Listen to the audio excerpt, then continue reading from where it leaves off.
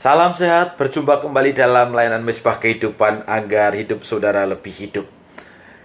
Kali ini kita akan berbicara memahami hikmat. Inti kitab Ayub adalah mengapa orang benar dan orang saleh menderita.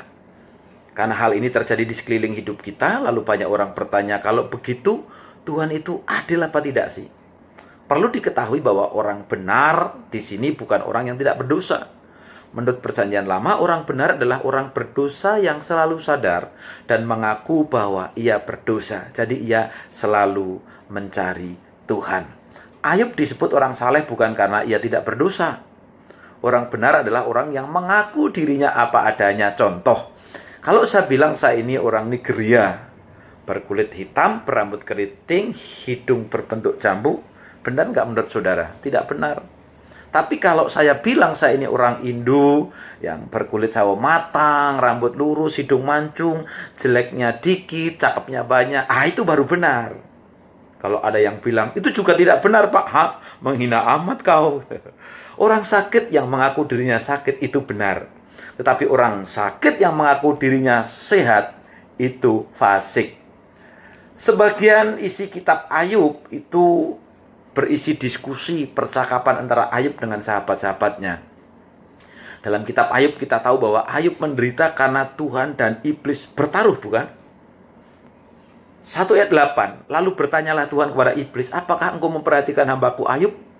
Sebab tidak seorang pun di bumi seperti dia, yang demikian saleh dan jujur, yang takut akan Allah dan menjauhi kejahatan. Percakapan ini berlanjut sampai akhirnya Tuhan memberi izin kepada iblis untuk mencoba Ayub.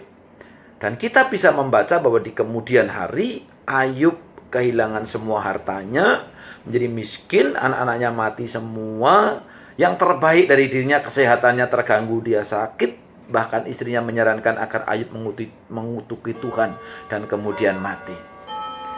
Diskusi Ayub dengan para sahabatnya cukup panjang sehingga kawan-kawannya sendiri berkesimpulan bahwa penderitaan Ayub ini disebabkan karena Ayub tidak jujur kepada Tuhan. Ketika pikiran Ayub diguncang tiap hari oleh lingkungannya, hampir ia percaya bahwa Tuhan tidak adil, sehingga ia menyesali hari kelahirannya. Namun Ayub lebih memilih hikmat untuk mendapat jawabannya.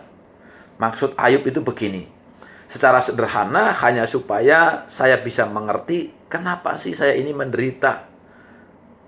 Tidak cukup dengan akal saja, tetapi perlu hikmat. Di sekeliling kita itu banyak orang berpengetahuan, tetapi sampai hari ini masalah masih tetap ada. Kenapa demikian? Karena tidak semua masalah bisa diselesaikan dengan pengetahuan, tetapi perlu hikmat.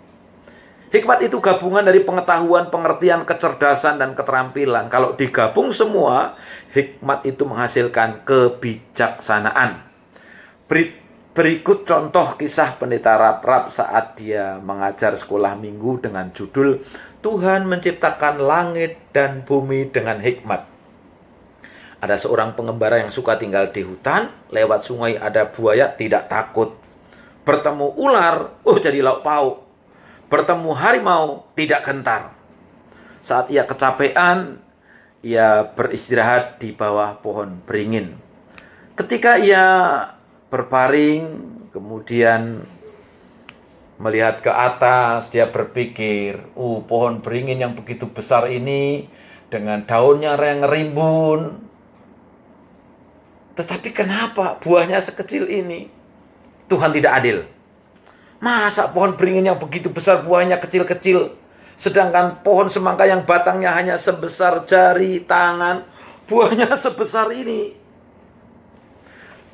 Lalu dia berpikir lagi, kalau saya jadi Tuhan ya, buah beringin ini saya jadikan sebesar buah semangka.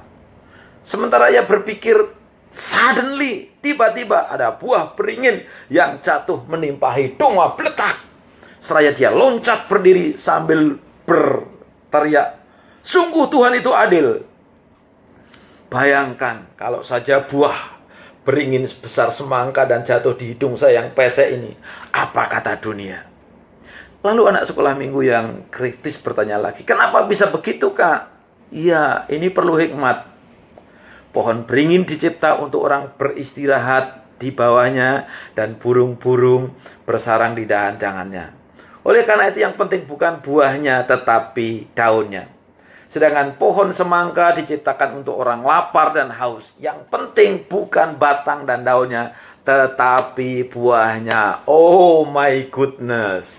Coba bayangkan jika ada orang kehausan lalu memanjat mengambil semangka di atas pohon beringin yang begitu tinggi.